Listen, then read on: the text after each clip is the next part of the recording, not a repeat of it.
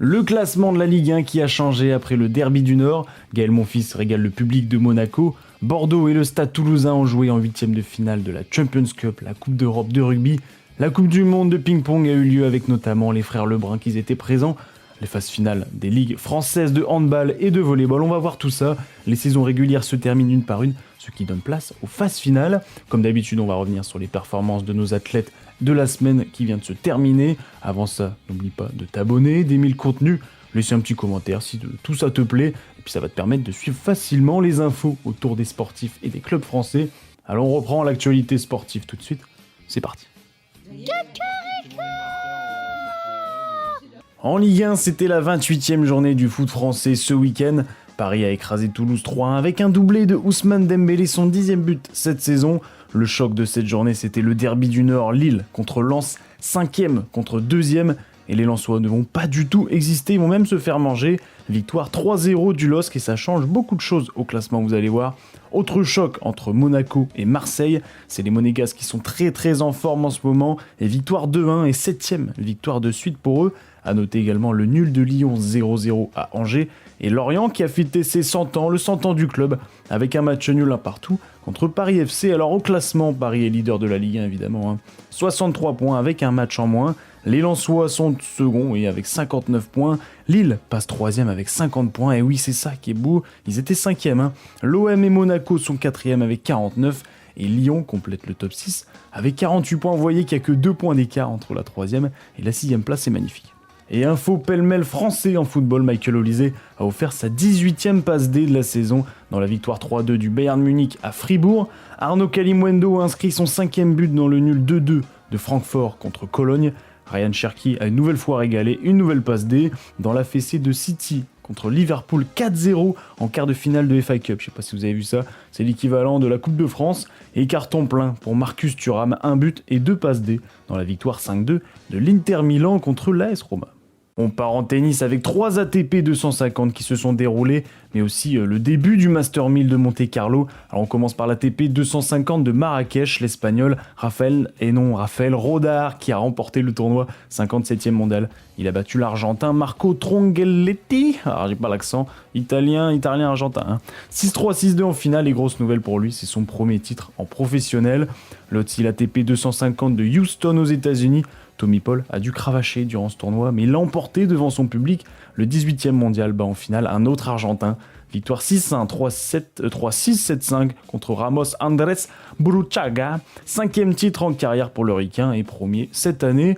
Et le dernier ATP, c'est l'ATP 250 de Bucarest. Et il fallait bien qu'un Argentin gagne cette semaine. Une grosse perf quand même pour les Argentins. 3 Argentins en 3 finales. Mariano Navone, le 42e mondial, a battu Daniel Aguilar 6-2, 4-6, 7-5 en finale et c'est également le premier titre en carrière pour lui. Côté féminin, Jessica Pegula a remporté le WTA 500 de Charleston, c'est un gros tournoi. Aux États-Unis, l'américaine a gagné 6-2, 6-2 en finale contre l'Ukrainienne Yulia Stradodubzeva. C'est compliqué là. 11e titre en carrière pour l'américaine et 2e cette saison. Et Marie Boskova a remporté le WTA 250 de Bogota en Colombie. 6-7, 6-2, 6-2 en finale contre la Bulgare Pana Udvardi. Alors 3e titre en carrière pour elle et premier cette année. Mais nous, ce qui nous intéresse, c'est le Master 1000 de Monte-Carlo. Et oui, on conclut avec à Monaco. Le premier tour vient de démarrer ce dimanche et déjà de belles surprises. Gaël Monfils a remporté son match contre Graspoor, le Hollandais, en 3-7. Et le duel français entre le jeune pépite Moïse Kouamé contre Hugo Humbert, mais victoire de Humbert 6-3, 7-5. Alors à suivre toute la semaine le tournoi, ça sera sur Eurosport. On entame la dernière semaine avant les playoffs de la NBA. Alors petit point au classement sur la saison régulière. À l'ouest, Oklahoma nous envoie un message clair. On va terminer premier et on va faire le back-to-back. 17e victoire sur les 18 derniers matchs. Alors voilà, c'est incroyable. San Antonio n'est pourtant qu'à 2 victoires derrière. Donc rien n'est joué pour la première place alors qu'il ne reste 4 matchs. Mais Victor Wembanyama s'est légèrement blessé cette nuit. Donc à suivre les prochains jours. Doncic et Reeves sont également blessés pour les Lakers alors qu'ils étaient dans une très bonne dynamique. Denver et Houston enchaînent les victoires pour s'assurer le top 5. Alors le top 6 à l'ouest, c'est OKC, San Antonio, Denver, les Lakers, Houston et Minnesota. Et à l'est, Détroit doit gagner qu'un match sur les 4 derniers pour s'assurer la première place à l'est. Boston a mis un écart à New York pour la seconde place. Alors le top 2, 3 et 4 n'est quand même pas encore fait, mais c'est surtout de la 5e à la 10e place que tout peut arriver. Il n'y a que 2 victoires entre les deux, c'est fou. 3 victoires je crois. Le top 6 à l'Est, c'est Détroit, Boston, New York, Cleveland, Atlanta, oui, et Toronto. Alors la course au play-in est lancée comme je vous l'ai dit, mais surtout à l'Est, ça va être fou.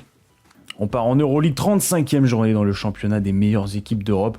Monaco a perdu à Dubaï 101-91, Paris s'est imposé 103-93 contre Milan, et défaite de Lyon 74-82 contre l'Olympiakos. Alors encore 3 journées avant les playoffs. Au classement, Monaco passe 10e, ils sont 10e et se rapprochent de l'élimination. Paris est 16e avec 2 victoires de suite, c'est quand même bien, et Lyon, bon dernier évidemment, 20e. Après l'Europe, on part en France à la Betclic Elite, c'était la 25e journée de la Pro A. Monaco a facilement gagné contre Dijon, 108-95. Nanterre a perdu son choc contre Paris, 2e contre 3e, 96-92 pour la capitale. Strasbourg a gagné à Nancy, 82-86. Ou encore Lyon qui repart avec la victoire de très peu, 87-89 à Chalon-sur-Saône. Au classement, Monaco est seul en tête avec 21 victoires. Nanterre et Paris sont égalité avec 18 victoires. Strasbourg et Bourg-en-Bresse sont 4e, égalité avec 16 victoires. Et Lyon complète le top 6 avec 15 victoires, pas 15 points. Là, on joue pas physique, là. Ils nous dominent parce qu'ils pensent qu'on est de la merde. Les 8e de finale de la Champions Cup de rugby ont eu lieu ce week-end. Et sur les 8 équipes françaises en lice en phase de groupe, 4 se sont qualifiées en 8e de finale, c'est quand même beau, 50%. Le tenant du titre, l'UBB, l'Union Bordeaux-Bègles, a largement remporté sa rencontre, 64-14 contre Leicester. Le Stade Toulousain a fait de même contre Bristol, succès 59-26. Toulon a eu très chaud, mais victoire 28-27 contre les Stormers. Et la seule défaite française, malheureusement, c'est Castres Olympique, qui a livré une grosse bataille à Northampton, mais défaite 49-41. 3 équipes sur les 4 sont passées, magnifique quand même. Alors, quelles sont les affiches pour les quarts de finale ? Toulon va affronter Glasgow en Écosse, et l'énorme choc qui est signe d'une finale pour tout le monde. Bordeaux contre Toulouse, ça va être chaud, ça va être match, ça va être incroyable. Les rencontres arrivent dès ce week-end, samedi 16h pour Toulon, et dimanche 16h pour l'Union Bordeaux-Bègles contre le Stade Toulousain. La Coupe du Monde de ping-pong a eu lieu cette semaine à Macao, en Chine évidemment, c'est le pays du ping-pong. 4 Français au départ, Félix Lebrun, Alexis Lebrun, Thibaut Poré et Simon Gauzy, et 3 Françaises, Pritika Pavad, Jana Nguyen et Charlotte Lutz. Alors d'abord, une phase de groupe par 3 joueurs, le premier est qualifié pour la suite. Félix, Alexis, Thibaut sortent vainqueurs de cette phase de poule. Alors il y a Simon Gauzy qui est éliminé, et chez côté féminin, c'est Jana Nguyen qui est qualifié. Alors direction les phases finales, en 8e de finale, Félix Lebrun est directement tombé sur le numéro 1 mondial, Wang Chuqin, qui est monstrueux. Mais quel match, les deux avaient toutes les capacités de l'emporter, mais la logique est respectée, victoire chinoise 4-2, on sent que Félix va bientôt le battre, et ça fait plaisir. Un autre combat, celui de Thibaut contre Alexis, un duel français, mais au moins il y en a un qui passe en quart de finale, on va dire. Et c'est Alexis Lebrun qui prend facilement le dessus, victoire 4-1. Et pour Jana Nguyen, des grosses déceptions, j'ai regardé le match en direct, c'était fou. Elle qui a eu 4 ou 5 balles de match de mémoire, et elle n'a pas réussi à gagner, elle a perdu 4-7-3, c'est vraiment dommage. Heureusement, en quart de finale, nous avons Alexis Lebrun qui a affronté le Brésilien Hugo Calderano, mais grosse fessée de Hugo, 4-0 malheureusement. Plus aucun Français en lice, mais ça reste mieux que l'année dernière, où seul Simon Gauzy avait atteint les 8e de finale. Bon, il n'y avait pas Alexis, il me semble, qui était blessé, et Félix avait perdu pendant la phase de groupe, donc c'est quand même mieux. Le vainqueur côté masculin, ça sera Wang Chuqin, évidemment, le numéro 1 mondial. Et côté féminin, c'est la chinoise Yingsha Sun, 3e titre pour elle consécutif dans cette compétition. Elle est 3 fois championne du monde, incroyable. On part en cyclisme avec 2 courses cette semaine. La première, c'est à travers la Flandre qui a eu lieu mercredi. Et en favori, Wout van Aert, le Belge justement, attaque à 10 km de l'arrivée avec Filippo Ganna qui essaye de le suivre. Et il n'a que 10 secondes d'avance sur le peloton à 2 km de la fin. Van Aert, il donne tout pour maintenir cet écart. Puis 6 secondes en dessous de la flamme rouge du dernier kilomètre. Puis c'est Filippo Ganna qui arrive à tenir tête au peloton. Il est entre le peloton et Van Aert, entre les deux. Et il va se rapprocher de Van Aert justement dans les derniers mètres. Ça va être un sprint entre les deux et victoire italienne. Il a rien lâché, il a réussi à l'emporter, Filippo Ganna. Et évidemment, Van Aert arrive 2e. Puis samedi, la réunion des grands pour le 110e Tour des Flandres. Pogacar, Van Der Poel, Van Aert qui a fait les 2 courses, ou encore Pedersen, et à 55 km de l'arrivée, les 4 justement, ils vont se retrouver en tête, puis Pogacar va accélérer dans la montée, parce que là c'est les pavés dans les Flandres, Van Aert qui lâche, puis Evenepoel 3 km plus tard qui lâche, Il reste plus que Pogačar et Van Der Poel justement, et à 18 km de l'arrivée. C'est Pogačar qui attaque à nouveau évidemment, hein. Dans la montée, Van Der Poel perd du terrain malheureusement, mais il va finir par se distancer, et c'est toujours le même qui gagne à la fin. Tadej Pogačar gagne pour la 3e fois de suite le Tour des Flandres, et 12e monument à son actif. Et il l'a dit, hein, son objectif il est clair, c'est gagner les 5 monuments de cette saison, donc à voir dès la semaine prochaine à Paris-Roubaix. C'était la nuit numéro 9 pour la première ligue de fléchettes à Manchester en Angleterre. Compétition, on retrouve les joueurs les plus influents du circuit PDC, Professional Dart Competition, je crois que c'est Corporation, je sais plus. Luke Littler, Luke Humphries, Michael Van Gerwen, Giant Van Veen, Geraint Price, Johnny Clayton, Stephen Bunting et Josh Rock. En quart de finale, 2e victoire pour Josh Rock et encore contre Johnny Clayton, hein, décidément. Victoire 6-4. Geraint Price est très en forme, lui. Succès 6-2 contre Luke Humphries, le 2e mondial. Stephen Bunting, petite surprise puisqu'il gagne contre Michael Van Gerwen 6-3. Et c'est là le drama de cette journée. Giant Van Veen contre Luke Littler. Je pense que l'ego a peut-être frappé un peu fort chez l'anglais, alors que ça faisait 5-5, je vous rappelle, c'est le premier à 6. Van Veen rate la balle de match, et Luke Littler, il le chambre derrière lui, ce qui arrive jamais, hein, ou très très rarement. Littler a 3 balles de match pour terminer. Il va les rater en plus. Et finalement, Van Veen va l'emporter humblement, il lui dit rien. Et Littler va à peine serrer la main de l'adversaire, on sait pas pourquoi. Il se fait de plus en plus d'ennemis, c'est très bizarre. On a retrouvé en demi-finale, ça n'arrête plus, hein, Van Veen qui enlève la victoire de Josh Rock 6-3, lui qui rêve d'atteindre sa première demi-finale en première ligue. Et Geraint Price va mettre une fessée, un 6-2 encore une fois, à Bunting. En finale, Geraint Price qui veut remporter sa 2e nuit après celle de Anvers, c'était la 2e nuit il me semble. Et Giant Van Veen qui souhaite lui gagner sa première nuit, sa première fois en première ligue. Il a déjà fait 3 finales perdues en plus avant celle-ci, mais victoire maîtrisée de Geraint Price, oui, 6-2, 3e, il a mis 6-2, 6-2 et 6-2 en quart, en demi et en finale. Et il remporte Manchester. Alors au classement, Littler reste en tête, 21 points. Price et Clayton sont 2e égalité, 19 points. Michael Van Gerwen 4e, 13 points. Van Veen 12 points. Humphries 11 points. Bunting est 7e avec 9 points. Et Josh Rock, évidemment, bon dernier avec 4 points, mais il empoche 2 nouveaux points, c'est beau ça. Alors la nuit numéro 10, ça sera jeudi, comme d'habitude. Ça sera à Brighton, en Angleterre, et c'est à suivre sur l'équipe 21.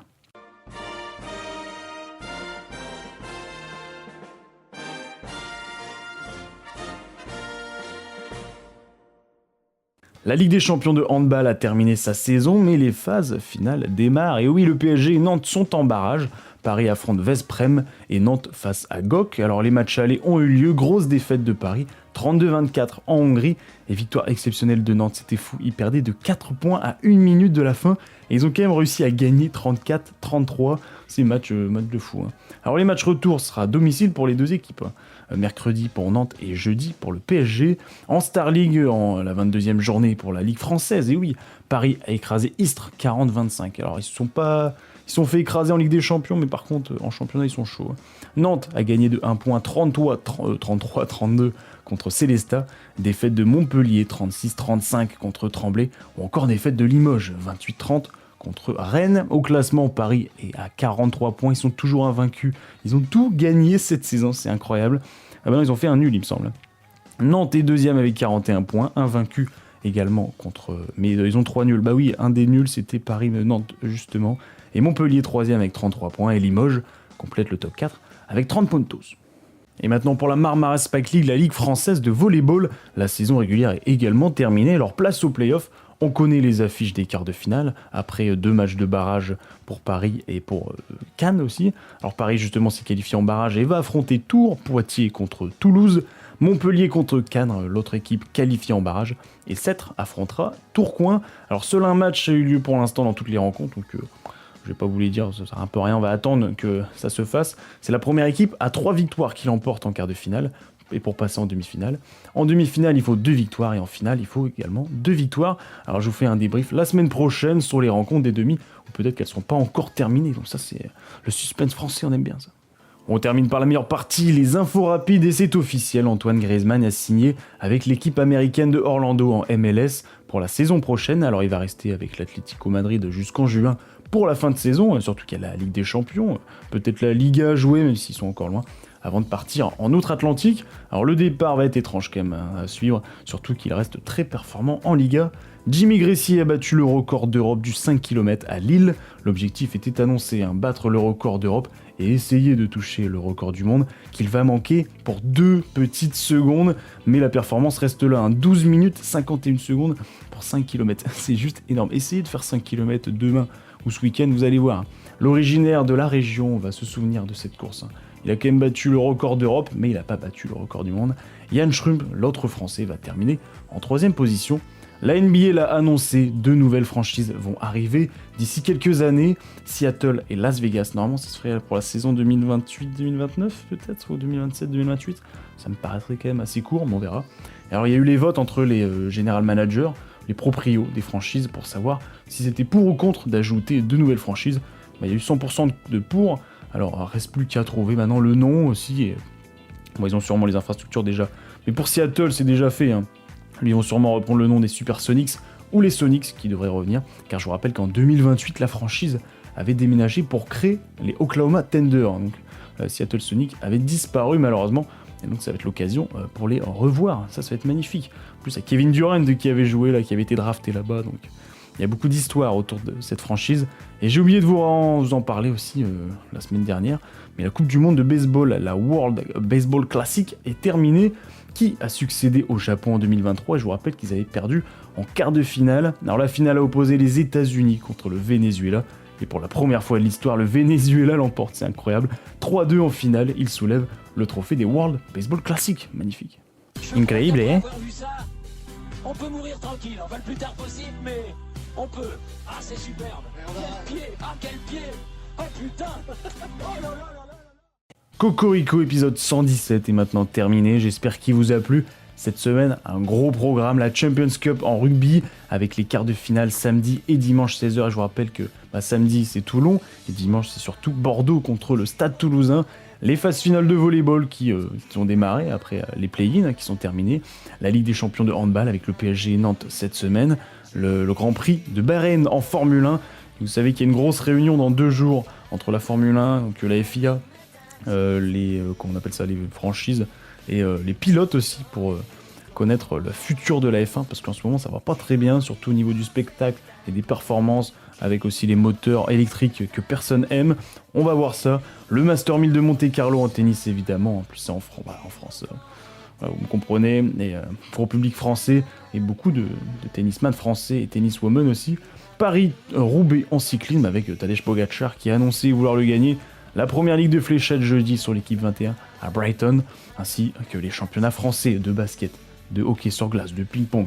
Vous avez de quoi faire. Alors n'oubliez pas, c'est bien de regarder le sport, surtout qu'il y a un gros programme, mais c'est mieux de le pratiquer, et surtout que cette semaine il fait très très beau, donc allez-y, mettez-vous à l'aise, allez bronzer en même temps que faire du sport, allez suer un petit peu, ça vous allez vous sentir très très bien avant, et oui, les grandes vacances qui vont bientôt arriver petit à petit, et pour la plage, il faut être beau gosse. Oh, j'ai oublié de parler, mais il y a évidemment la Ligue des champions de football ce mardi et mercredi. Il y a aussi le PSG qui joue contre Liverpool, ça va être dingue. J'ai complètement oublié alors que c'est peut-être l'un des trucs les plus importants en ce moment. En tout cas, je vous souhaite une bonne journée, une bonne soirée, une bonne ce que vous voulez. À la semaine prochaine, pratiquez bien. Allez, au revoir. Tu veux dire Cocorico ? Oui. Cocorico.